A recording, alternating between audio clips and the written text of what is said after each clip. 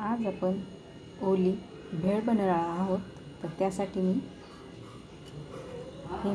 मुरमुरे घेतले आहेत एका बाउलमध्ये।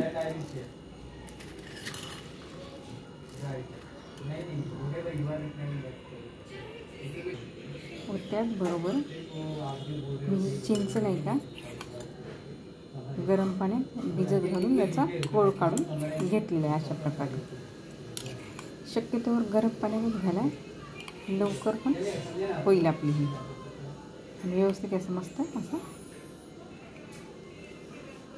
गोळ तयार होईल।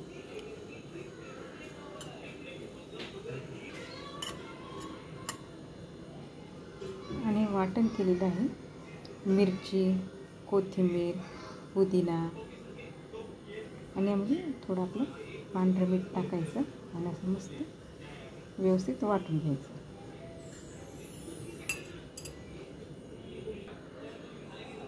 तर यामध्ये आता आपण बारीक चिरलेला कांदा,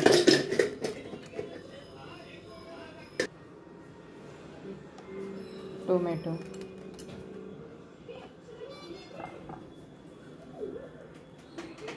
तो शक्यतो कमीच टाका, कारण आपल्याला चिंचेचं पाणी टाकायचं आहे त्यामुळे। त्याबरोबर कापलेली काकडी,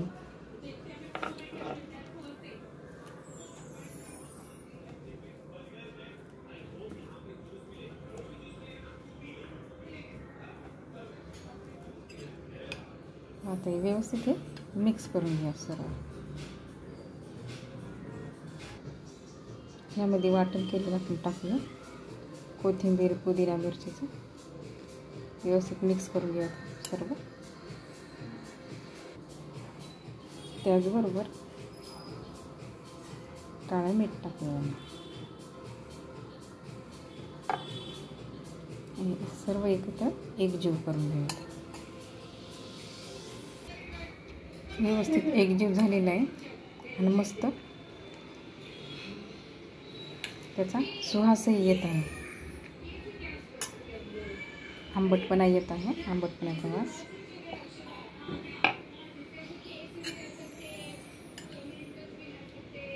आपल्या तोंडाला पण पाणी सुटत आहे। बघा, ह्यामध्ये आता मी चिंचेचा कोळ टाकणार आहे।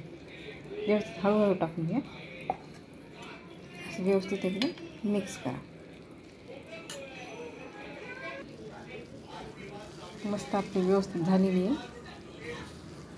मिक्स, आणि व्यवस्थित अशी छान पण झालेली आहे।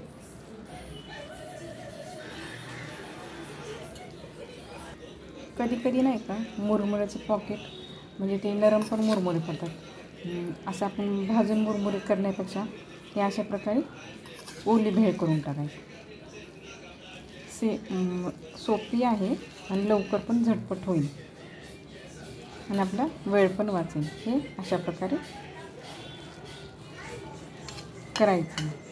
मुरमुरे थोडे नरम झाले असते तर काय करावं प्रश्न पडला तर अशा प्रकारे ही ओली भेळ करा।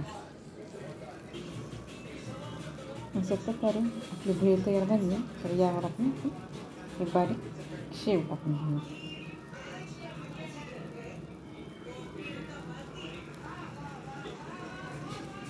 मस्त झालेली आहे घरच्या घरी ओली भेळ तयार।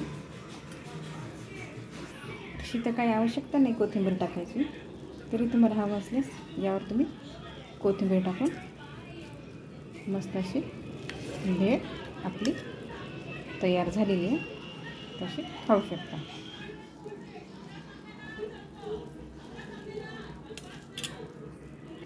छान मस्त चविष्ट झालेली आहे।